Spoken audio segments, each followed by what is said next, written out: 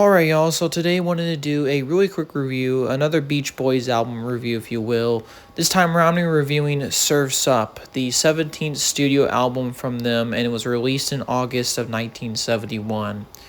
So, going into this review and re-listening to this album, unlike many of the other Beach Boys reviews I've done on this channel, most of those were first-time listens, right? I've reviewed many of those albums, and I never heard of them in full before. Surf's Up is kind of those rare cases, at least this album specifically, that I have actually heard a few times. So this wasn't necessarily a brand new listen, but that being said, I decided to re-listen it for this review. And it's a really fascinating album. It's pretty damn good overall, if I gotta give you my initial opinions. It has a lot of really odd songs to it, some meh songs, some outstanding songs, possibly the best in their entire career. And in general, just kind of paints a whole different picture of the Beach Boys than you probably knew before. So that being said, I'm going to kind of go into a little bit of backstory, my pros and cons with this album, and like always in many of my other album reviews, a track-by-track breakdown. That being said, let's get into it. So, Sunflower came out in 1970, and it was really a united effort by all the band members involved. It was kind of originally supposed to be the big splash on Warner Brothers as the Beach Boys, and it completely flopped. Which in my previous review for Sunflower, which was really a huge shame. I was just, that album is outstanding. But, I guess that negative public image and that reputation that the Beach Boys had in the late 60s and especially going to the 70s was just that they were just kind of a lame band, an outdated band, which is such a shame because Sunflower is really good. So, from what I understand, going to Surf's Up, this album, they had a new manager. I think his name was Jack Riley, and he wanted to revamp the whole image of the Beach Boys. He wanted to kind of create slogans. He wanted to have the band members talk about more contemporary topics, and he even got involved with the songs and in the writing and the singing of certain tracks, which is really strange for a manager to do with their band that he's managing. That usually is never the case, but it happened here. And as a result, you have an effort that's a kind of weird album. Dennis Wilson is also not involved with this album, really. Brian has a few credits here and there, but he wasn't really reportedly that involved. It's not like a group effort like previous albums. Now, I will review the Dennis Wilson considered songs for this album still, even though they are not a part of the track list. He did record 2 songs for the album. There's also some other outtakes he did, but I'm just going to review the 2 main known songs that he was going to do. That being said, let's get into this. So first, the album cover and the title. The title is Surf's Up. That song may be familiar to you if you are a Beach Boys fan, but the title is quite off-putting, in my opinion, because it suggests an album that was similar to their early stuff, which this album is absolutely not that. And the album artwork itself is just dark, it's bleak, it kind of features a kind of a man on top of a horse or a mule, and he's just really depressed and dark looking. It's one of the darkest album covers I've ever seen from the Beach Boys album, and in general, it's just a really interesting piece of art to kind of do for your album called Surf's Up. The original title for this thing, I think, was Landlocked, which I'm going to be honest with you, I think would have been a lot better of a title than Surf's Up, but that's my personal opinion. So let's get into this. There's only about 10 tracks on the released version. The first track is Don't Go Near the Water, which is kind of ironic for an album called Surf's Up, and especially for a band called the Beach Boys, but this song is really, really good. It's a really great opener to the album. It's kind of got this very much funky synth instrumental. It's essentially, talking about the dangers of pollution in the water. You're going to notice an environmental theme kind of going throughout this entire album, but Mike Love absolutely kills it on the lead vocals here. And it's just really catchy. It's got a great chorus and hook, don't go near the water. It's really catchy, and I've really grown to love this song. It's a great opener. Next, we have Long Promised Road, which is done mainly by Carl Wilson. And this song is essentially about breaking down the barriers that are in your life and just kind of trudging along and kind of forging a path to yourself for victory. And it's a kind of bluesy track. It's kind of got this slow but fast tempo throughout the entire song. There's certain moments where Carl will sing the lyrics and the whole song slows down. And then when it goes into the hook of the song, it goes immediately high and fast, and the instruments start kicking up. But it's an outstanding song in this album. Outstanding. It's honestly a really underrated song. In general, I think a lot of their later Beach Boys material is quite underrated because many people don't know anything about it. But this song is absolutely outstanding. I love this song. It's one of my personal favorite Beach Boys songs of all time. I would even rank it in the list similar to like maybe Good Vibrations or something. It's an outstanding, outstanding song. Next track we have is Take a Load Off Your Feet. Now, this is a bit of a strange one. And I mentioned this in the beginning, there's a bit of weird songs on this album, but essentially it's a cutesy, kind of whatever kind of track. It's essentially talking about taking a load off your feet. That's the song name. And it's essentially the concept like the title suggests. You need to take a load off your feet. You need to relax. You need to take care of your feet, more importantly. Don't have your feet be walking around in glass. It's kind of one of the lyrics in this song. And you know what? For what it is, it's not a bad track. It's a cute little track.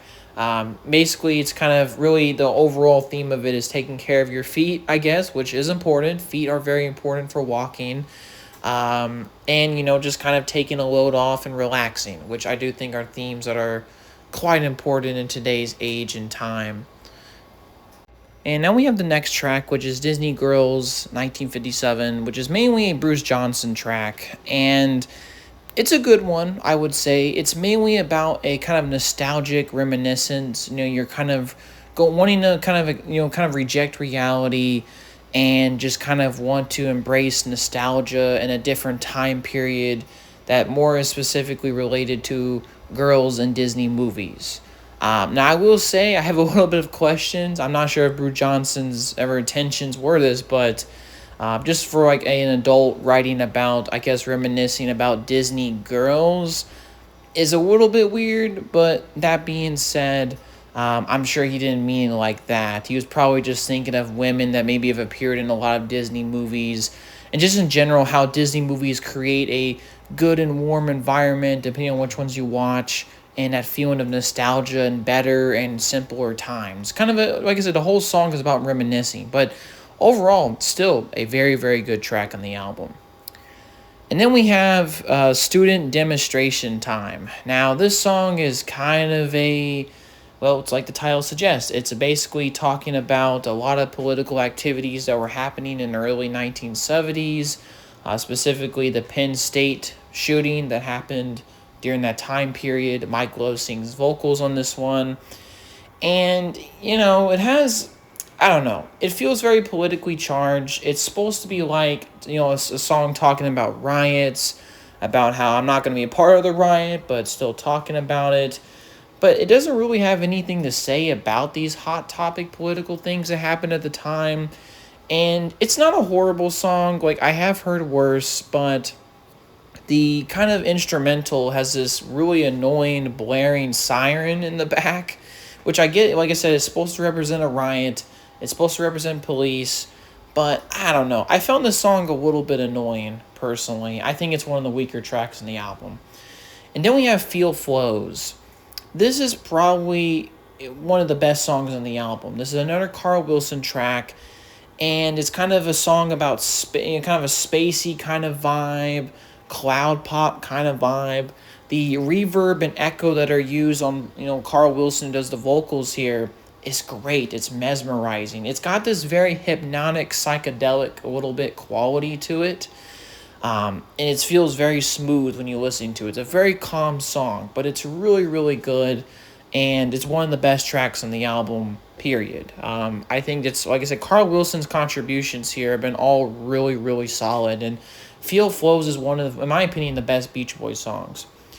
And then we have Looking at Tomorrow, a Welfare song, which I think is decent. It's a decent track. It's similar to Take a Load Off Your Feet in concept and lyrics.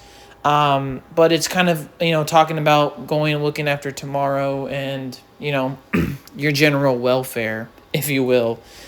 It's a decent track. I would say it's the weaker part of the album, personally speaking, but yeah. And then we have probably, I'm going to be honest here, one of the strangest songs on the entire album. Actually, you know what? Scratch that. It is the strangest song on the album. A Day in the Life of a Tree. Now, this is written by Brian Wilson, and like I said, this is so strange. The vocals are done by Jack Riley, the manager, and a little bit of Al Jardine here. So, like I said, bizarre that they would have the manager sing songs and be involved with any kind of production, but here we are. And the concept of this song is you're from a tree's perspective, and the tree is essentially growing and I guess telling you the life of a tree, and then it kind of goes into a sort of theme and message about the dangers of pollution, climate change, how that is in a way killing trees and killing wildlife. It's kind of an environmental protest kind of song. And I gotta be honest here, man, it's still, like I said, regardless whether you think that was a good concept, it is a very, very strange song. I've heard a lot of people dunk on this song.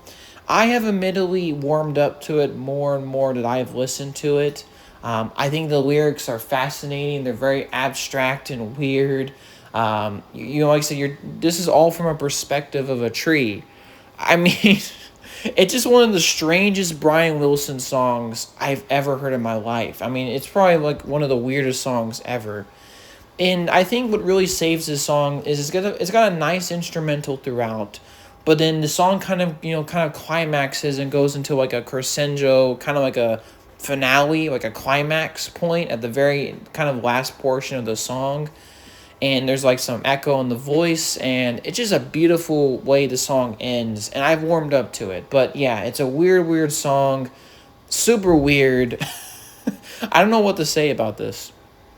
And then we have Till I Die. This has been described by a lot of people as Brian Wilson's last masterpiece, which, that's up to debate, but this is a absolutely outstanding song. Absolutely outstanding. Brian didn't really have too much to do with this record, but Till I Die is an incredible song. Like, I generally think it's one of the best songs the Beach Boys ever did, period. I say that about a lot of songs on this album, but if I had to kind of rank all these songs on the album, it would be tough for me because I love Long Promised Road, but I have to say Till I Die, and I'm going to exclude the last track here, but Till I Die is a great song. It's a really depressing song. Brian wrote, and I think he did the vocals for this, but I could be mistaken. Could have been Carl. But it's got a very strong and insanely interesting instrumental.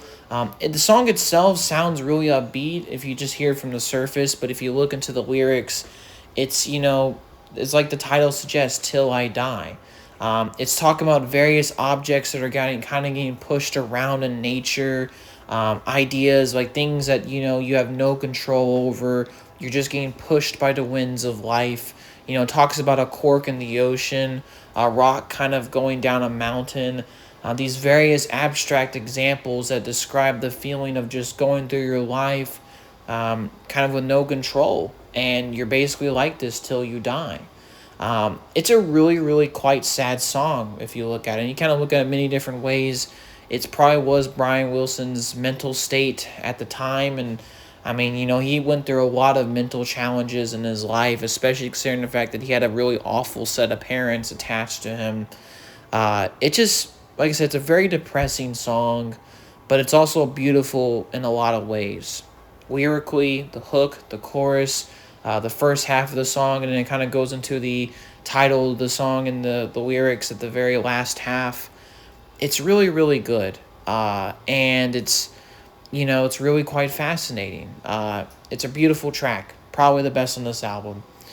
And then we have the title track, Surf's Up. Now, this, obviously, if you know anything about the Beach Boys, this was a song that came from Smile, the legendary canceled album that never came out. This was obviously one of the one of the premier tracks on that album. And this song is basically a more complete version of it from the Smile Sessions, and Carl Wilson does the main vocals on this track. And I gotta say, it's a really good rendition of the song. And if people, most likely at the time never heard the Smile Sessions version, they probably would think the same. It's a really great track. I've talked about Surf's Up quite a bit on previous videos, but no, I don't want to repeat myself too much here. But it's a beautiful track.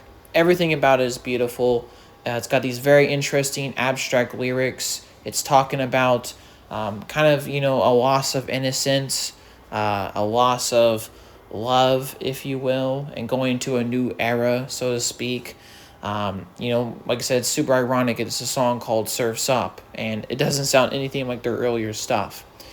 I will say, though, even though Carl Wilson does an absolutely outstanding job here, I do have to admit the original version that Brian Wilson did that was released on the Smile Sessions, where Brian sang vocals, and it's a much more stripped back instrumental in the Smile Sessions version. This one definitely feels more produced, but whereas morely just, some sound effects and a piano and Brian singing, I have to admit I'm a little bit biased. I prefer the original version over this one, but regardless, it's a good rendition of it. And then I'm going to kind of go into the, talk about some other tracks that were kind of left off on this album, which, there's a lot of really cool stuff and a lot of leftover material here. But I'm just going to talk about 2 songs here. And these were the Dennis Wilson songs that he was going to contribute to this album. Now, he also did some other outtakes as well, but I'm going to talk about the 2 main ones that he did for this record before he decided to, due to disagreements with the band, pull out his songs. He made a song called 4th of July, and this song is a great and interesting it's a patriotic song, especially, like I said, when you know the title, 4th of July. But it's a kind of commentary on America, how America treats its veterans. It feels very much in the 1970s, a period of time where people were really disillusioned with the government, where Vietnam anti-war protest was rife. This song, kind of betrays all those feelings, and Dennis sings it beautifully. It's got a great, nice instrumental behind it. It's a soft kind of song, but it's a soft song, but with very hard-hitting lyrics. It's a really, really great track. And then we have Wouldn't It Be Nice to Live Again? Not to be confused, Wouldn't It Be Nice from Pet Sounds. This, I am deeply shocked, was not put on the album. Extremely disappointed, because this song is incredible. Like, I generally think if Surf's Up had this song, it would be even better for it. It's essentially a beautiful song about Dennis kind of, singing about the fact that wouldn't it be nice to have love again? A man can cry. A man can have all these emotions. It's kind of talking about a disillusionment of a relationship, if you will. It's got a beautiful, nice instrumental and production behind it that has its very nice high moments throughout the middle of the song. The lyrics themselves are just outstanding and beautifully written. This, I generally think, is one of the best Beach Boys songs of this era, and it's such a crime that these songs are left off the album. It would have made the weird songs, it would have balanced out from the weird songs on the album to have these. Wouldn't It Be Nice to Live Again? It's just a really, really good track. Really, really outstanding track. It's kind of crazy, too, how emotionally honest Dennis is when you notice in a lot of his songs lyrically. It's really fascinating. But yeah, that's kind of my track breakdown on Surf's Up. A pretty great album overall, if I have to say. I don't know if I would rank it a little bit, I think it's a little bit below Sunflower, just because there was just weird songs on this album. There's some kind of, frankly, not great songs, bad songs here, kind of, or at least mid material. Then there's just these really weird songs. And then you got some outstanding, brilliant songs that, honestly, the Beach Boys ever did in their entire career. So it's a little bit of a mixed bag, but I think overall, it's a good album. I think it's one of their best. But I do think it lacks in a lot of areas, and there's definitely albums that they made were better than this. But it's like I said, a very solid and good album. It was on the right track, and actually, when it came out, it was actually one of the first, at least mild successes the band had at that point. It charted a lot better than Sunflower. That being said, that's my thoughts on Surf's Up, the 17 studio album from the Beach Boys. Hopefully, you all have a good day, and peace, y'all.